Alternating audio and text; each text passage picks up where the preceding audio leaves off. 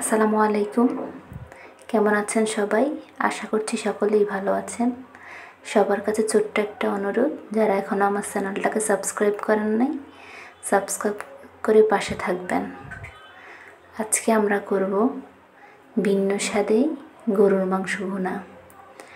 ঘরে থাকা মশলা দিয়েই এই মাংসটা রান্না করব। অসম্ভব মজার এই মাংসটা।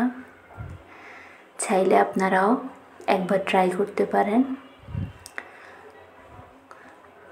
প্রথমে আমি 2 কেজি গরুর মাংস নিয়েছি। এরপর দিয়ে দিচ্ছি 4 থেকে 5টা পেঁয়াজ কুচি।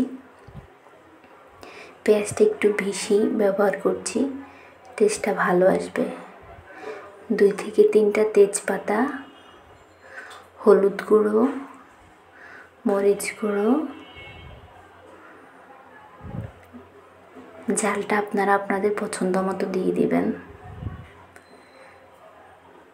এরপর দিয়ে দিব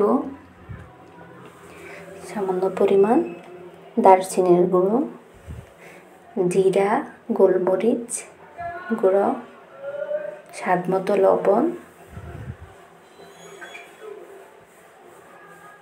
এরপর দিচ্ছি রসুন বাটা। যেহেতু গরুর মাংস, রসুন বাটা 2 টেবিল চামচ, আদা বাটা 2 থেকে 3 টেবিল চামচ। এরপর অ্যাড করছি পরিমাণ মতো তেল। এখানে 2 কেজি মাংসের সাথে আমার 1 কাপের থেকে কম তেল লাগছে। দিয়ে দিচ্ছি 2 থেকে 3টা লবঙ্গ। এগুলাকে মাংসের সাথে হাত দিয়ে ভালোভাবে মেখে রান্না করব।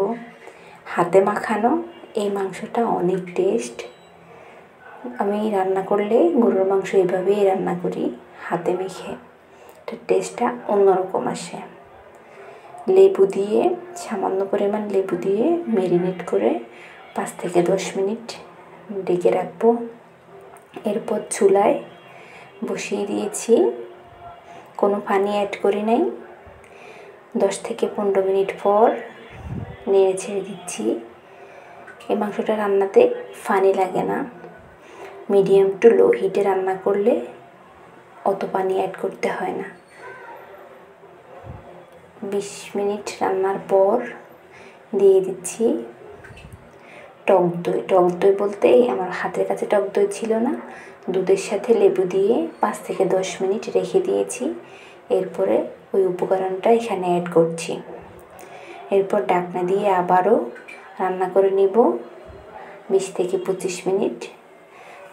20 থেকে 25 মিনিট লো হিটে রান্নার পরই আমার মাংসটা সিদ্ধ হয়ে গেছে।